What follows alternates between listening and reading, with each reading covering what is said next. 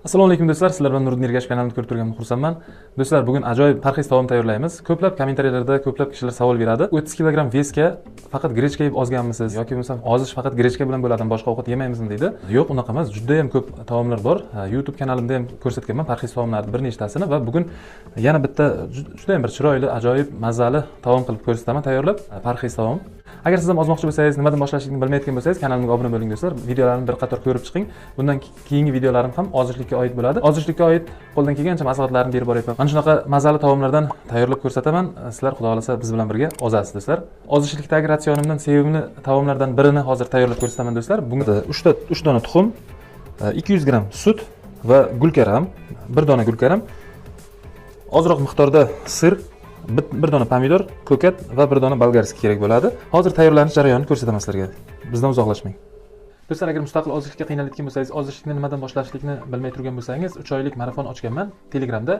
Yer sharining har bir nuqtasidan qatnashish imkoniga egasiz. Rossiyadan, Qozog'istondan, Amerikadan, Koreyadan, xohlagan joyingizdan, Turkiyadan qatnashish imkoniga egasiz. Xo'p, marafonda nimalar bo'ladi? Marafonda men sizga video darsliklar beraman. Video darsliklarni ko'rib bo'lgach, menyu tuzib beraman. 3 oy biz bilan birga bo'lasiz. Men o'zim sizni, ya'ni o'rgatib boraman. Nima yeyishingiz kerak, nima yemasligingiz kerak, nima zararli, nima foydali, hammasini ratsionlarini tuzib, sizga qancha kaloriya положено, sizga qancha kaloriya yeyishingiz kerak, o'shalarning hammasini ro'yxatini berib, Play Marketdan kerak bo'ladigan dasturlarni telefoningizga yuklab berib 3 oy o'zimni kontrolimda ozasiz.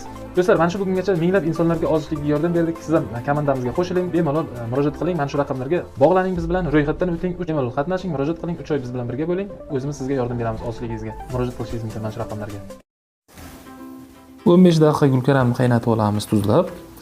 Qaynagandan keyin mana shunaqa ko'p ezib tashlamaymiz. E'tibor berasiz videoga, har xil joyga yoyib chiqsak bo'ldi. Idishimizni 3 ta tuxumni chaqib solamiz, ozroq tuz va 200 gramcha sut solamiz. Yaxshilab aralashtiramiz. Tabga qarab ziravorlarni solasiz. Buni ham yaxshilab aralashtiramiz. Mana, iloji boricha hamma joyiga bir tekis qilib quyib olamiz. Pomidorni olib kesamiz. Ko'p maydalab tashlamaysiz.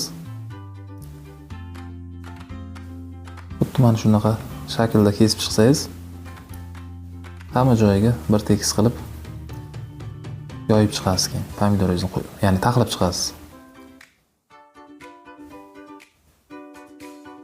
Ya'ni ustidan taxlaymiz. 3 qator 4 qatordan mana shunaqa qilib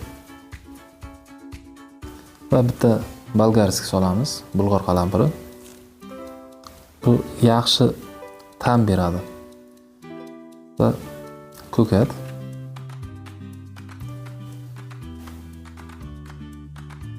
Ustidan keyin yaxshi eriydigan sir solasiz.